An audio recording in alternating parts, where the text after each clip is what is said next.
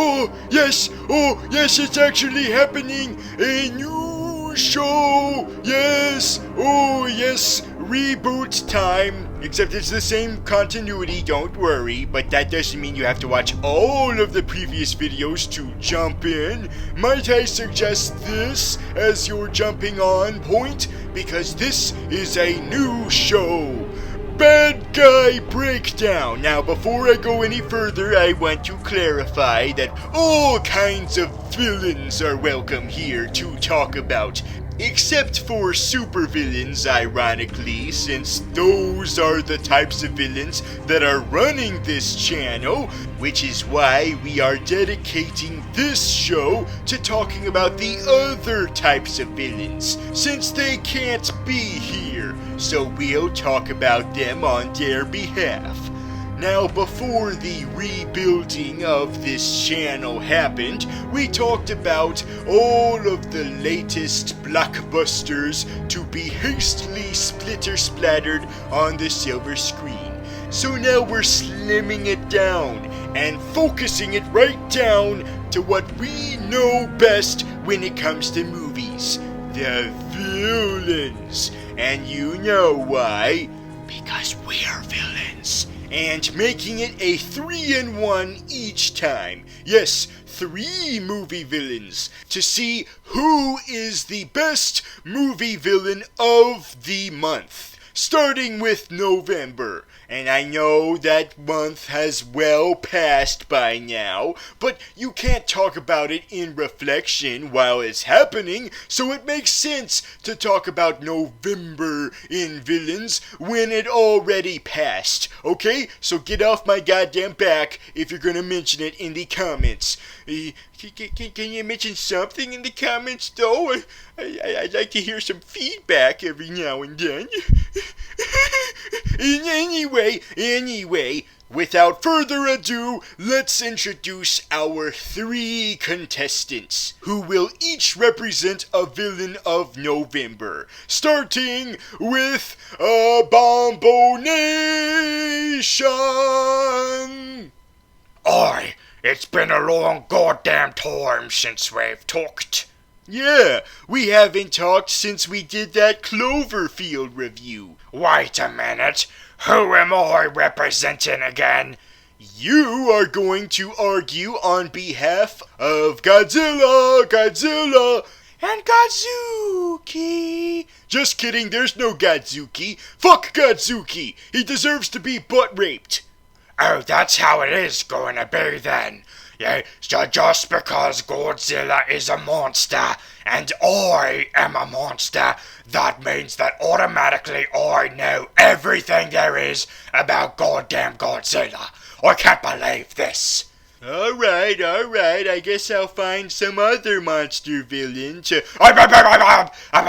Don't you fucking do it. I'd be more than happy to speak on behalf of Goji.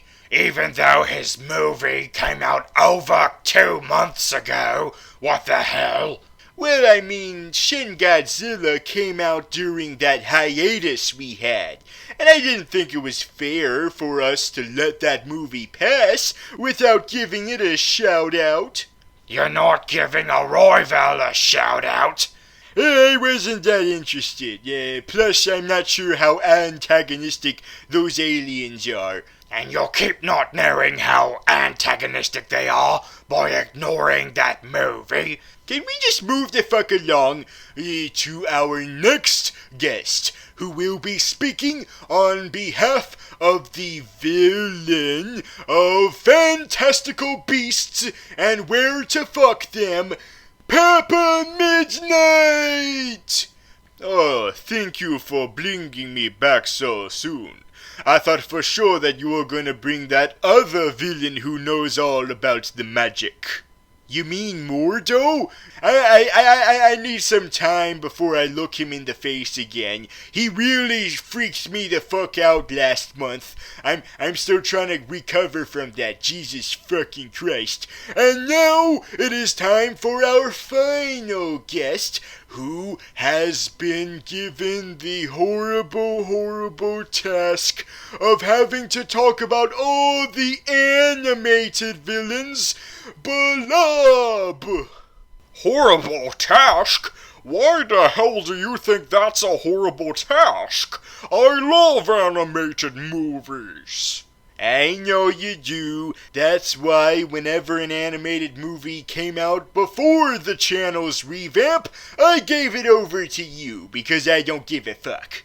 I know you don't give a fuck, but hopefully you won't be biased for this debate. Yeah, you're right. I have given that power to myself. It's not as cool as my gravitational powers, but it will do, deciding who is the best villain of each movie month. So we're gonna do this for every month, huh? Not every month. There's like fuck all in January. Oh, what about the villain of monster trucks? Oh, you mean that shit fuck shit? No, fuck that shit, fuck shit.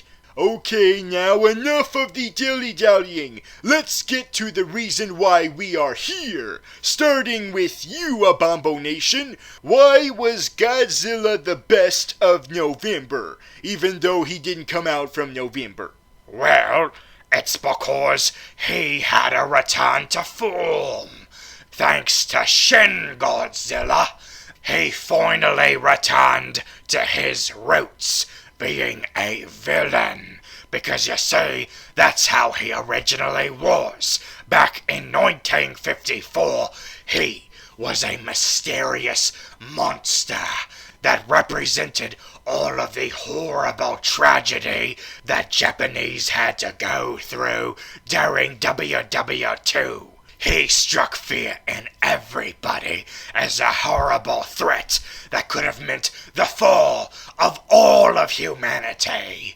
But as soon as that movie gained enough popularity, it spawned a whole bunch of sequels, and that would have been awesome. But the problem was that with each movie, he got a little bit less antagonistic and a little bit more heroic, to the point where he was a flat-out superhero. He was like the Japanese Barney. He loved the kids. The kids would love him. To the point where he looked all kid-friendly, looking like he was from the littlest pet shop.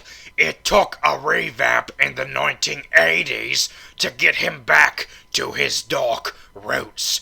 But ever since then, he was never really a villain. He was more of an anti-hero, just doing things for himself, which is fine, that's what we basically do.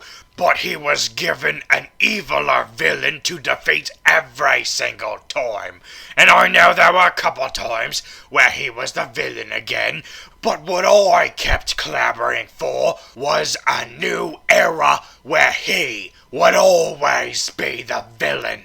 Not flip-flopping back to the hero side, and then back to the villain side, and then back to the hero side again. No, we need him to make up his mind.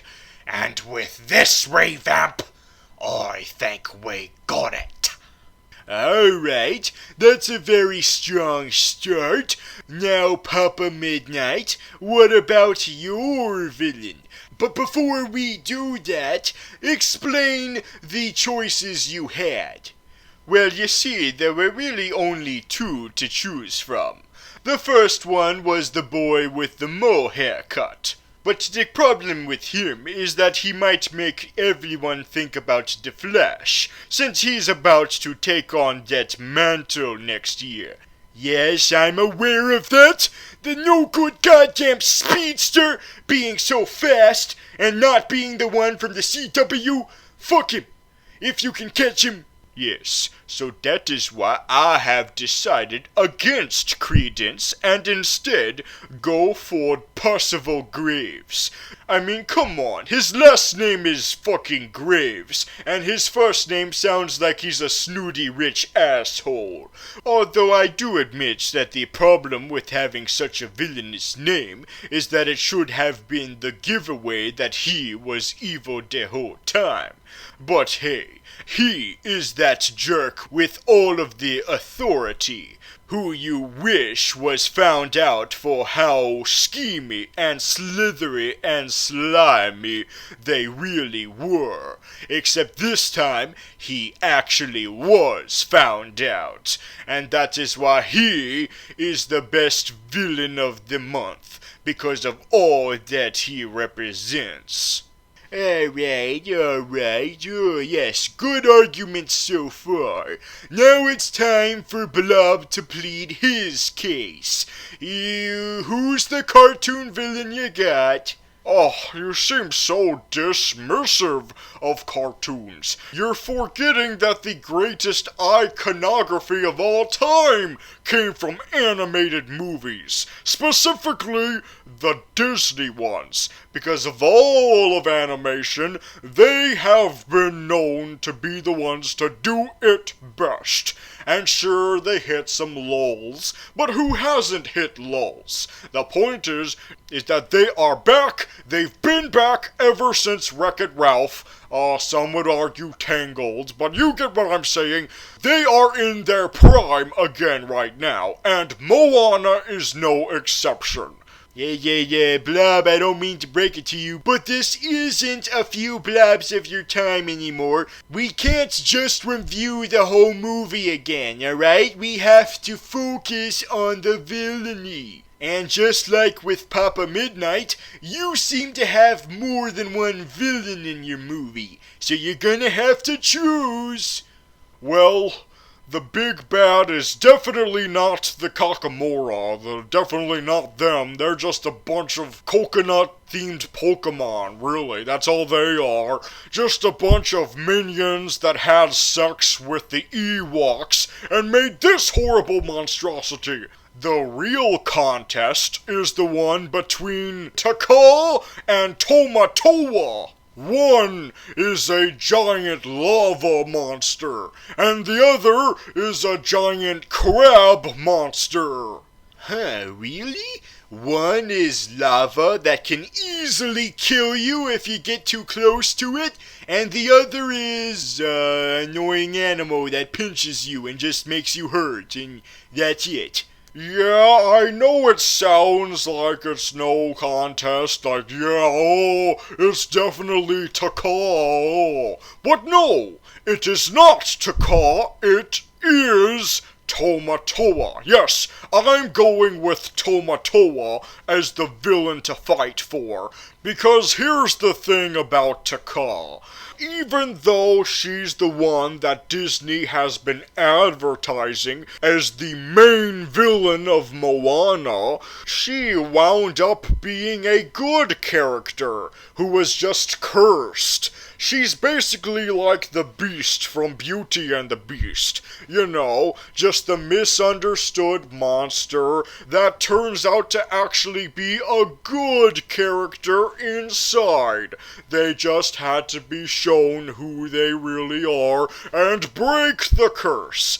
And that's what Taka is. Because, spoiler alert, yes, I forgot. We're gonna spoil the fuck out of every single movie we talk about on these videos, if that wasn't already obvious. Yeah, spoilers abound. Oh shit, I already spoiled my movie by revealing that Percival Graves was a bad guy. Well, the trailers made it blatantly obvious that yours was a bad guy. But anyway, back to Taka, because it turns out that she was Tafiti. Yes, she was actually that green lady from Fantasia 2000. You know, she's like Mother Nature. She created all of the plants and shit, and made all these plants appear, and it's all great and awesome and whatever. And the only reason why she was a horrible lava monster was because her heart was taken away. But now that it's back, she's mellowed out. So really, she wasn't a villain. She just had a little bit of a temper tantrum, and now she's been calmed down by some music from Moana. Who you are. And now she's all good in the hood. She's mellowed out, and now she's gonna take a nap. Because that's what happens when you take the green. So no, it's not Taka who's the big villain worth arguing for. No. I'll tell you who the villain is. It's Tomatoa, bitches! He didn't go through a story arc and become a good person at the end. No, he stayed an evil crab through and through. And I argue that even though he had very, very little screen time, he used it for all it's worth, showing that he has all the traits for a timeless classic Disney villain. Because even though Disney is going through another renaissance at the moment, they have a weak point, and that is their villains. They keep just being these surprise villains that seem like they're a good guy throughout most of the movie until the climax, where it turns out, oh, I was evil the whole time. Oh, I'm a cute little sheep and I'm your best friend, yay. Nope, I'm the villain.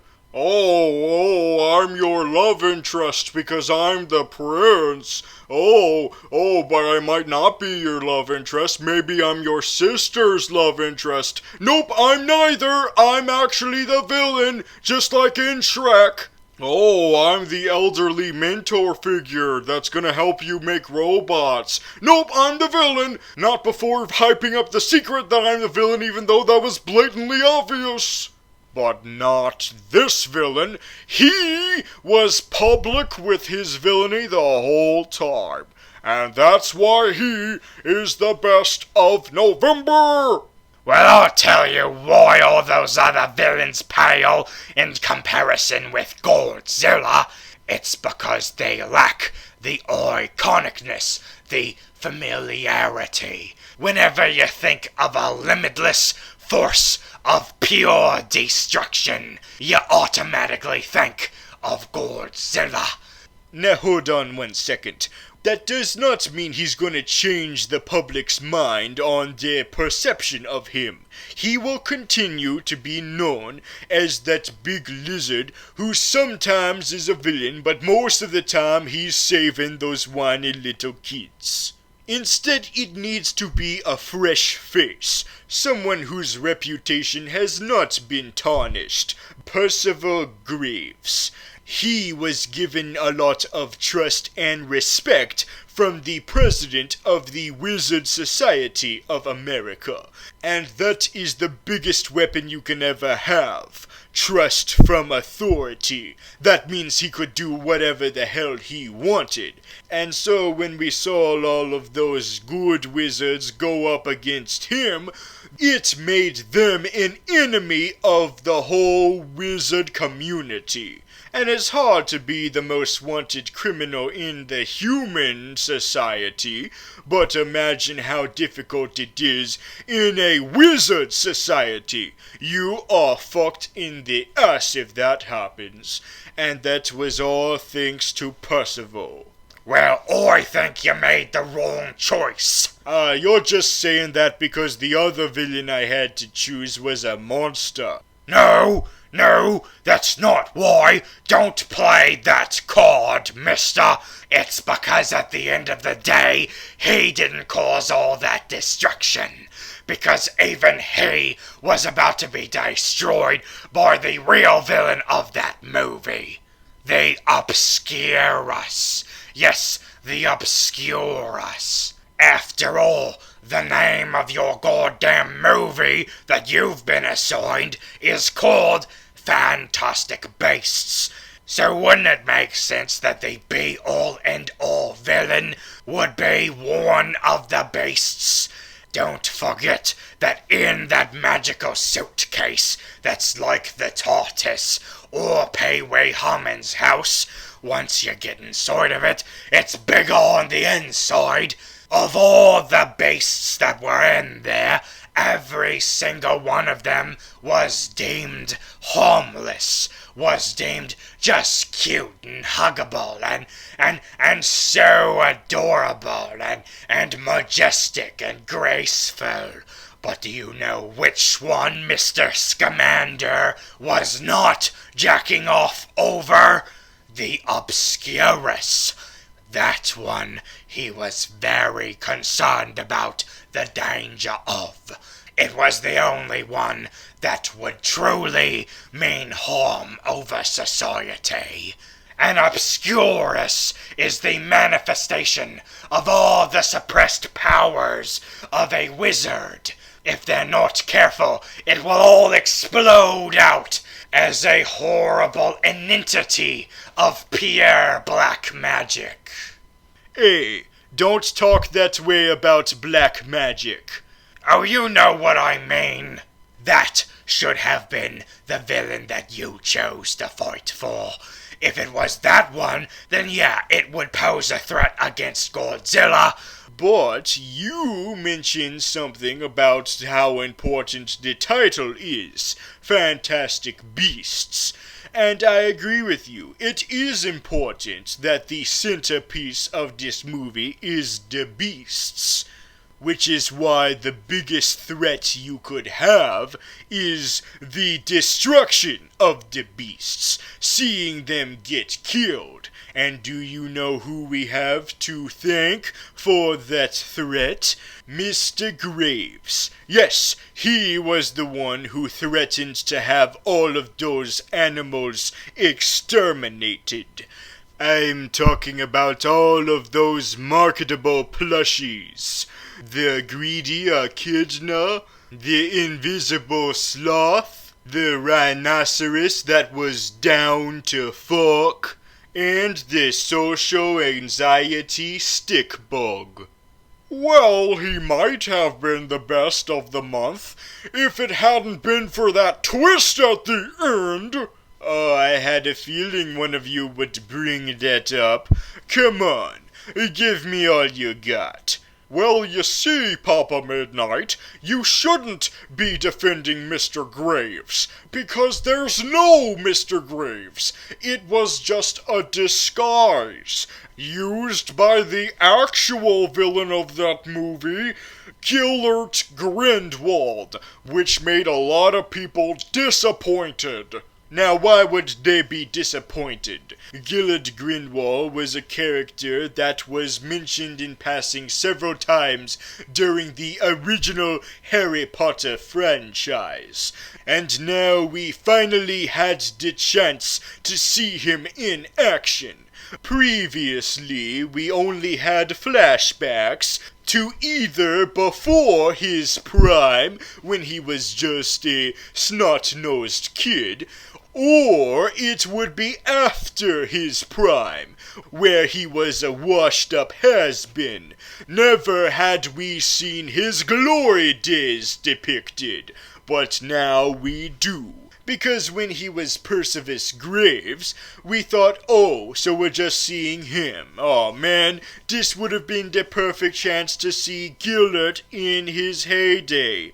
But thanks to the twist, we can be like, oh, what a pleasant surprise. It turns out that he was Gillert Grindwald the whole time. That means we get to see him in action in the next installments. Now I can't wait for Fantastic Beasts 2, 3, 4, and 5. Jesus Christ! There's gonna be that many sequels? Son of a bitch! That's not a pleasant surprise. That's a letdown. Because at first, you think, oh, okay, finally, we get some freshness with this new movie. You know, because in the Harry Potter movies, something that was really tiring and exhausting was that it was the same villain in every single movie. And all it was just a bunch of people working for him and just hyping it up. Like, oh, I'm doing this for Voldemort. Oh, Voldemort will have your ass at the end of this movie series. Oh, wait till you see Voldemort. Voldemort this and Voldemort that. Oh, Jesus Christ. And now we're gonna have this all over again, except this time, instead of Voldemort, it's the Proto-Voldemort, Grindelwald. Fantastic Beasts was supposed to be a fresh new take on this world. Instead of having the chosen one like Harry Potter, instead we have a guy who was at the wrong place at the wrong time. And I thought that's how it would be with the villains. That maybe Mr. Graves was just going to be the first of all kinds of different villains that Mr. Scamander was going to face. Which beasts is he going to use for this villain? Oh, and how is he going to defeat this other villain in a different way he fought this previous villain? That's how I thought this was going to be. But nope, that's not what we're doing. It's going to be another Voldemort situation. And it's gonna be so tedious and repetitive. Not to mention that a lot of people were probably happy with seeing Colin Farrell as the main villain. But now, we never get to see him again. Instead, we have to settle for Johnny Depp. Is he just gonna be in everything now? Ooh, not to interrupt the momentum of this argument, but I have a fun fact.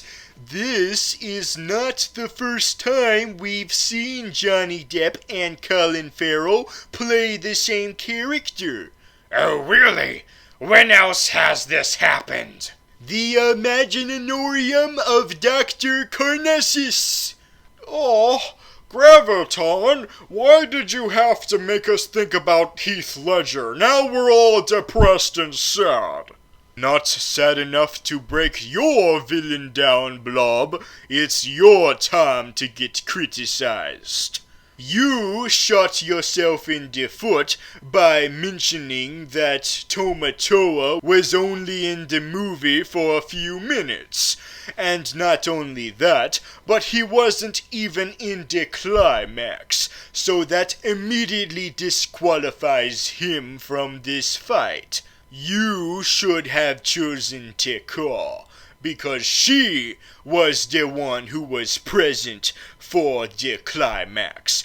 Oh, but wait a minute, Papa Midnight. You're forgetting that the key to defeating Tekka was Maui's magical fishhook, the one that gave him the abilities of Beast Boy. But for the longest time, he couldn't have access to that hook. It was in the possession of Tomatoa, because Tomatoa is the modernization of the dragon. Yes, the classic staple of fairy tale villainy, the fire-breathing dragon that keeps all of the treasure to itself. And that is the fairy tale tradition that this movie was trying to emulate, but in a new, fresh way, by making that dragon a giant crab instead, because we've never had that before in a movie. Well, I have 4 words to say to you. Land of the Lost. But that giant crab wasn't a threat. That was just to offer some munchies to Will Ferrell after he went through his drug trip with a monkey. Now hold on. Your argument is that he was keeping the MacGuffin of the movie. Not only was that MacGuffin not what was used to defeat Tekka, but also it was easily destroyed by Taka, which means that he didn't even need that goddamn hook in the first place. So that means that the inclusion of Tamatoa was useless. He didn't even have to be there. Yes, he did. Because if you only relied on Taka, that wouldn't have been enough. She's not an actual villain. She's the fairy godmother archetype who was not in their right mind. She was cursed. Okay. I'll tell you what's going on here. The makers of this movie realized that their main villain was not that memorable, so they shoehorned an extra villain as an afterthought to make up for the lack of villainy with Tekka. It was not an afterthought, it was a strategy. They realized that the original goddess that they were basing Taka off of is a good god. Pella. She's not evil. She just happens to be made out of a material that could kill any human that gets even a little bit close to her. So they took away a lot of her villainous features and gave it to someone else.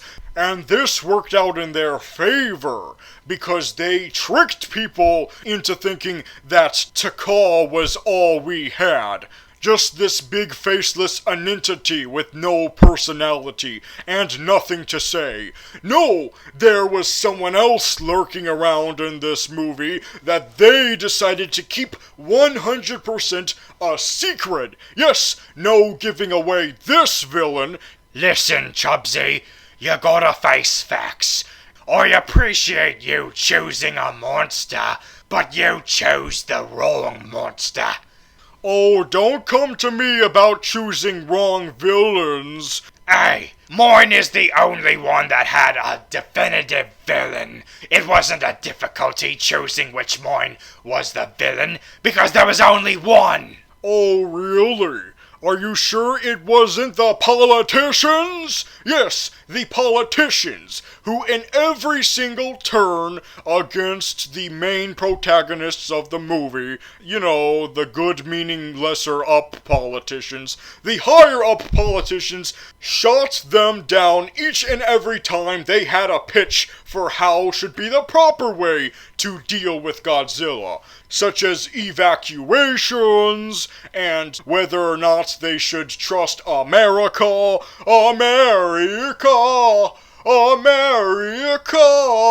But in the end, they all joined forces against a common enemy, and that enemy was Godzilla.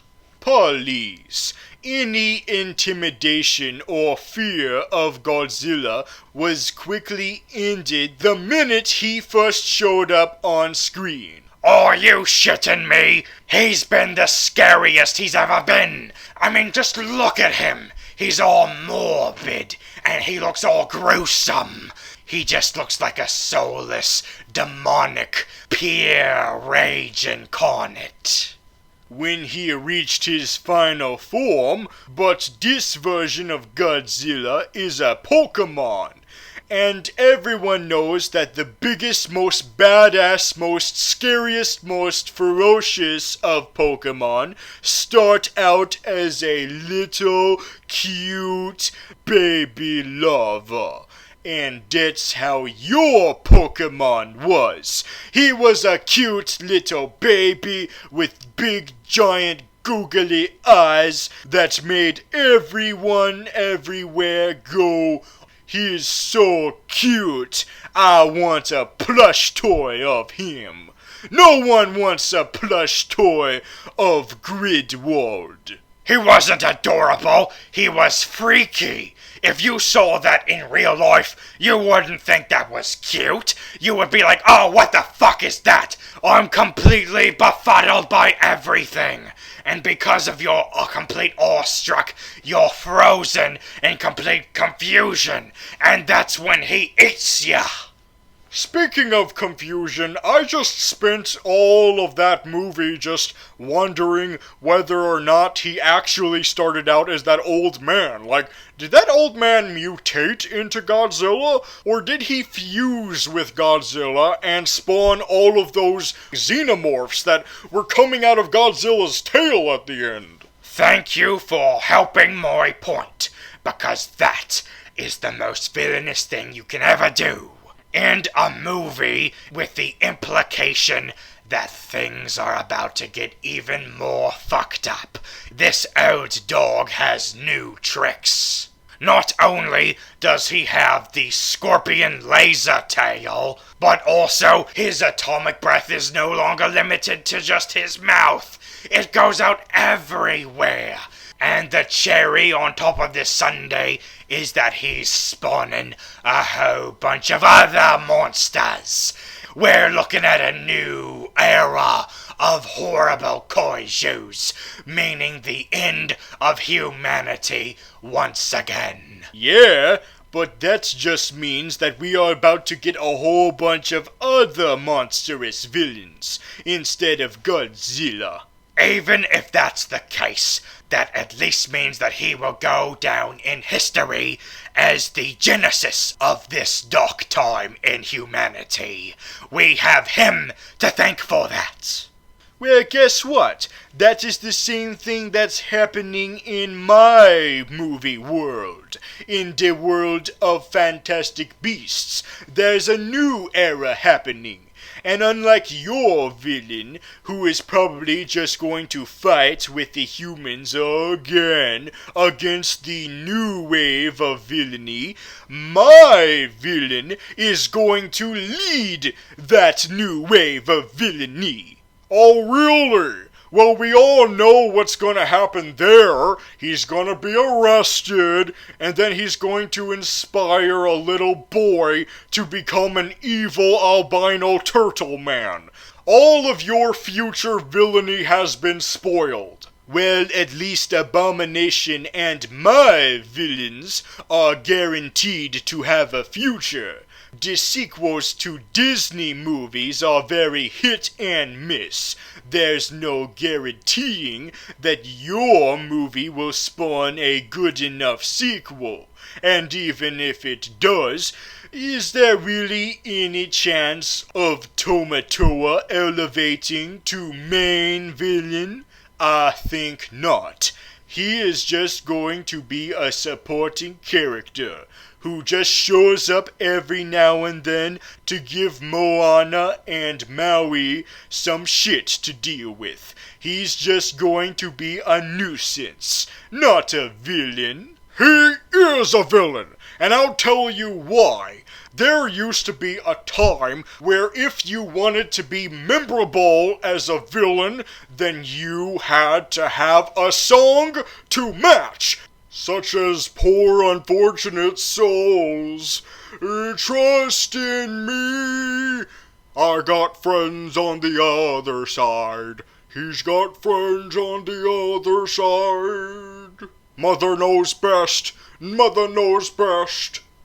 Hey, wait a minute. Those last two were very recent. 6 years is not recent to me. That's too long, way too long of a villain song drought. There was a lull where because the Disney villains were all secretive until the very end of the movie, they didn't have enough time for their own villain song. You know, there's a reason why the villain song died out. It's because it makes the villain look stupid. It makes them look like they're just some kind of song and dance clown, instead of a legitimate threat to be worried about. Yeah, you'll never see Godzilla break into song. But do you know who has broken into song? Johnny Depp. Everyone hates him now because he hit his wife. Hey, keep real-life scandals out of this. Now hold on, every villain is different. It depends on what kind of villain you are. And if you're a Disney villain, then you're immediately expected to have a song. And lately, Disney has disappointed everyone except for now. And not only did he sing a song, but he sang it like David Bowie. Yeah, I'm sure people really appreciate a recent fallen legend to be depicted as a crab villain. Hey, when he was alive, David Bowie loved playing villains. He was the villain of Arthur and the Invisibles, and, to a more iconic extent, he was the villain of Labyrinth. Uh-huh. I'm sure he appreciates being remembered for playing a pedophile. Hey, the Goblin King was not a pedophile. He was an allegory of a pedophile. There's a difference. And besides, neither of you have brought up the fates of these villains. Oh, are you seriously implying that your villain's fate is the best? Your villain just fell on his back and couldn't get back up. I mean, that could easily happen to you. Oh, Abomination, that is a hit below the belt I am not willing to do. No, Papa Midnight, I can take it. It's more creative than Godzilla's fate. I bet it's because the makers of the movie were like, okay, we've disposed of Godzilla 2 bajillion times. What form of incapacitation have we haven't used? Oh, that's right, freezing him. Are you seriously implying that that is less creative than just staying on your back and can't get up? Well, if you chose Credence, that would have been more creative than my villain's fate, because he turned into a tiny little fart cloud and flew away. Oh, what does that mean? That's so ambiguous. Is he ever going to regain his form as Ezra Miller, or will he forever be a fart cloud that destroys all of the Roaring Twenties? Hey, thanks for admitting how more awesome that fate is than your villain's fate. Yeah, but you didn't choose him. You chose Graves. And do you know what he got? Oh, he went to jail. That's it. He just went to jail, like every 1,000 other goddamn villains. Yeah, mate, that's as uncreative as you can get. It's kind of remarkable how uncreative that is. I mean, you can't get any less creative than that. Oh, thank you, Abomination. Now allow me to explain why mine is more awesome. Because the one thing that was driving his villainy was his looks, and all of the glam factor was centered on his shell. Yes, that was the source of his glam that made him the antithesis of the good characters being like, oh, it's who we are inside. But Tomato is like, no, fuck that, you fuckfaces. It's all about what's on the outside, and my shell's on the outside. And so it's the ultimate irony that his shell is what caused his downfall, because the reason why he couldn't get back up from falling is because of how heavy his shell was. His glamorous glam shell. And do you want me to bring up the post-credit scene? Oh, please, don't use that. You know that's only worth using if the villain is implied to come back, and he didn't. He just squandered his post-credit scene for a joke. No implication of coming back like ours. You got me there, except he did the second best possible thing a villain could do after the credits. Shit talk the audience. Without cursing, but you know, it's a family movie. Okay. I declare this debate officially over. Alright? You can all settle down now. You've all made your points. You've all said what you've needed to say.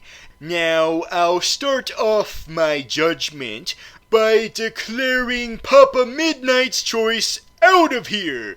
Percival Graves doesn't get the spot. Because you missed an opportunity.